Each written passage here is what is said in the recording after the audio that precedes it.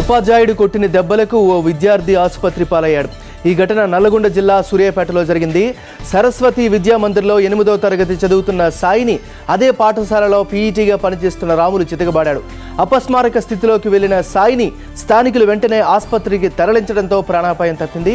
ఉపాధ్యాయుడిపై చట్టపరమైన చర్యలు తీసుకోవాలని విద్యార్థి సంఘాలు డిమాండ్ చేస్తున్నాయి.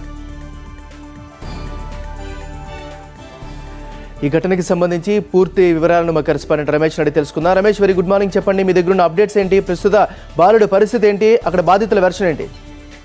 Good morning Nagaraju. వరుసగా ఇలాంటి సంఘటనలు జరుగుతున్నా కానీ విద్యార్థుల పట్ల ఉపాధ్యాయులు కఠినంగానే ప్రవర్తిస్తున్నారు. 4 రోజుల క్రితమే నల్గొండ జిల్లాలో తిరుమలగిరిలోని పాఠశాలలో 1వ తరగతి విద్యార్థిని టీచర్ కొట్టడంతో అపస్మారక స్థితికి చేరుకొని ఆసుపత్రిలో చికిత్స పొందుతూ మృతి చెందిన ఘటన మరవక ముందే మళ్ళీ నిన్న చూసినట్లయితే సూర్యాపేటలోని ఒక ఎయిడెడ్ పాఠశాలలో 8వ తరగతి చదువుతున్న విద్యార్థి సాయిపై పీఈటీ టీచర్ అకారణంగా ఎలాంటి కారణం లేకుండానే చితకబాదంతో అబ్బాయి పరిస్థితి విషమంగా మారింది. దగ్గరలోని ప్రైవేట్ ఆసుపత్రికి తీసుకెళ్లి అతనికి సిటీ స్కాన్ చేయగా రిపోర్ట్ వచ్చింది. అదేవిధంగా ఎడమ చేయి ఫ్రాక్చర్ అయినట్టు కూడా తెలుస్తుంది. ఇలాంటి ఘటనలపై జిల్లా విద్యాధికారి కూడా స్పందించడం జరుగుతుంది. వారిపై ఇట్లా కూడా కఠినంగా రమేష్ మీరు ఒక నిమిషం మీరు ఫోన్ లైన్ లో సిద్ధంగా ఉండండి, స్టే చేయండి.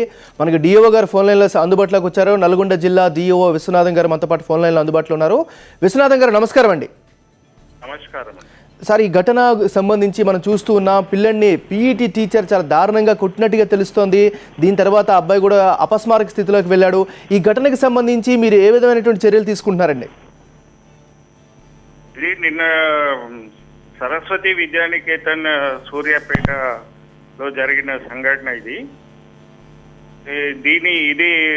6వ తరగతి మరియు 9వ తరగతి ఇద్దరు విద్యార్థులు పరస్పరం కొట్లాడుకోవడం అనేది జరిగిందంట.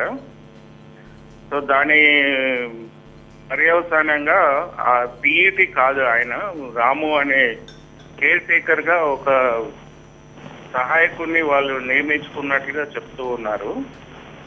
ఆ సహాయకుడు వెళ్ళి వారి కొట్లాటను ఆపి 8వ తరగతి విద్యార్థి అయిన ఈ సాయి కుమార్ ను ఆయన 2 దెబ్బలు వేసినట్లుగా మనకి సమాచారం ఉంది. అయితే ఆ దెబ్బలు ఒకటి మెడ పైన వేసినట్లుగా, నరాల మీద కొంచెం ఒత్తిడి అయినట్లుగా మరి తెలిసింది. పిల్లవాడు కొంత వామిటింగ్స్ వాంతులు చేసుకున్నట్లుగా వెంటనే స్థానిక హాస్పిటల్కు చేర్పించడం జరిగింది. తర్వాత ఏరియా హాస్పిటల్కు షిఫ్ట్ చేయడం, అక్కడ స్కానింగ్ అవి చేయడం అనేది కూడా జరిగింది. అయితే సార్, ఇంకొక విషయం సార్, అంటే ఈరోజు ఒక విషయం సార్, మీరే చెప్తూ ఉన్నారు, కేర్ టేకర్గా అపాయింట్ చేసినటువంటి ఒక అబ్బాయి లేకపోతే ఒక టీచరు ఈ విధంగా కొట్టడాన్ని మనం చూస్తున్నాం. వెరీ వెల్ ట్రైన్డ్ పీపుల్ కూడా చాలా జాగ్రత్తగా వ్యవహరించాల్సిన అవసరం ఉంది. అబ్బాయి మెడ మీద బలమైన దెబ్బ తగిలినట్టుగా ఉంది మనకు కనిపిస్తుంది. మీరు తీసుకుంటున్న చర్యలు ఏంటండి మరి? ఖచ్చితంగానండి. రాత్రికి రాత్రి నేను మా మండల విద్యాధికారి మరియు ఉప విద్యాధికారులు సంఘటన స్థలానికి వెళ్లారు. విద్యార్థి యొక్క తల్లిదండ్రులతో కూడా మాట్లాడడం జరిగింది. పాఠశాల యాజమాన్యానికి నోటీసులు కూడా ఇచ్చాము.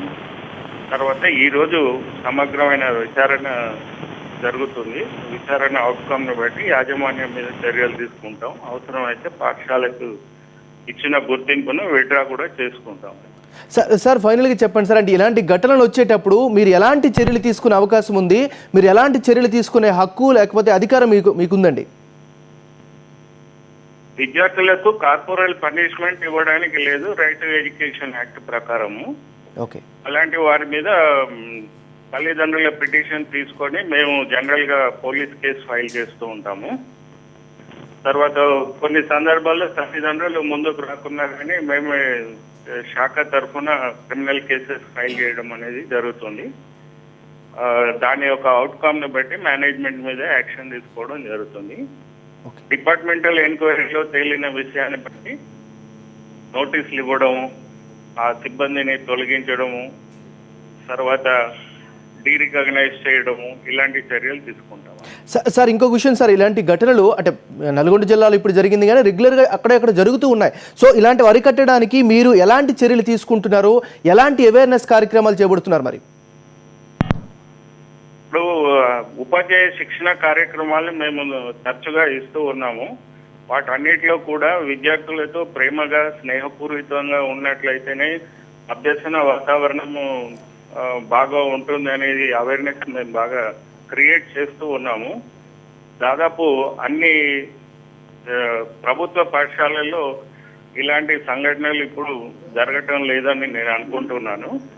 ప్రైవేటు యాజమాన్యాలకు కూడా మేము ఒక శిక్షణ కార్యక్రమాన్ని ఓకే సార్ ఈ మధ్యనే ఏర్పాటు చేసినాము. ఉపాధ్యాయులకు కూడా ఇలాంటి కార్యక్రమాన్ని ఎక్స్టెండ్ చేస్తామండి. థ్యాంక్ యూ విశ్వనాథ్ గారు, మీరు ఫోన్ లైన్లోకి వచ్చి మీ అభిప్రాయం తెలియజేసినందుకు. ఇంకొకసారి మన కరెస్పాండెంట్ రమేష్ ఫోన్ లైన్లోనే ఉన్నారు, ఆయన దగ్గరికి వెళ్తారు. రమేష్, చెప్పండి, ఫైనల్గా చెప్పండి, అక్కడ విద్యార్థి సంఘాలు కావచ్చు లేకపోతే బాధిత కుటుంబం కావచ్చు ఏం డిమాండ్ చేస్తుంది, దీనికి సంబంధించిన మీ దగ్గర అప్డేట్స్ ఏంటి? నాగరాజు, మొత్తం మీద జిల్లాలో చూసినట్లయితే ఇవాళ ఈ 10 రోజుల కాలంలోనే 3 ఘటనలు చోటు చేసుకున్నాయి. మొదటగా ఈ మదర్సా పాఠశాలలో విద్యార్థులను బలవంత ఏదైతే తాళ్లతో కట్టేసి గొలుసులతో కట్టేసి నా పైనాన్ని చూసాం. అదే విధంగా తిరుమలగిరిలో 1వ తరగతి విద్యార్థిని కొట్టడంతో అపస్మారక స్థితిలోకి చేరుకొని చనిపోయిన ఘటన చూడడం జరిగింది. మళ్ళీ నిన్న చూసినట్టయితే సూర్యాపేటలోని ఇప్పుడు డిఓ గారు చెప్పినట్టు ఎయిడెడ్ స్కూల్లో ఎవరైతే కేర్ టేకర్ గా పనిచేస్తున్నాడో రాము అనే అతను సాయిని అకారణంగా కొట్టడంతో, అయితే సాయి స్నేహితులు కూడా విద్యార్థులు కూడా చెప్పిన ప్రకారం ఎలాంటి కారణం లేకుండా కేవలం స్కూల్లో స్నేహితులతో ఒకరిపై ఒకరు భుజం మీద చేయి వేసుకొని ఆడుకుంటుండగా పిలిచి తనను ఏ కారణంగా కొట్టినట్టు తెలుస్తుంది. విద్యార్థి తల్లిదండ్రులు, సాయి తల్లిదండ్రులు కన్నీరు మున్నీరు అవుతున్నారు. మాలాంటి పేద విద్యార్థులను గవర్నమెంట్ స్కూల్కి పంపిస్తున్నాం, అంటే వాళ్ళము ఇవాళ చెప్పుకోవాలని చెప్తున్నారు. స్వయంగా వారు డిఓతో కూడా మాట్లాడడం జరిగింది. ఏదేమైనప్పటికీ ఇలాంటి ఘటనలపై విద్యార్థి సంఘాలు అటు తల్లిదండ్రులు కూడా ఆందోళన వ్యక్తం చేస్తున్నారు. తల్లిదండ్రులు పిల్లల్ని స్కూల్ కి పంపించాలంటేనే కొంతమంది భయంగా కనిపిస్తున్నారు. ఏదేమైనప్పటికీ ఇలాంటి ఘటనలు పునరావృతం కాకుండా ఉండాలంటే కఠిన చర్యలు తీసుకోవాలని విద్యార్థి సంఘాల తల్లిదండ్రులు డిమాండ్ చేస్తున్నారు. Nagaraju, thank you Ramesh, updates అందించినందుకు.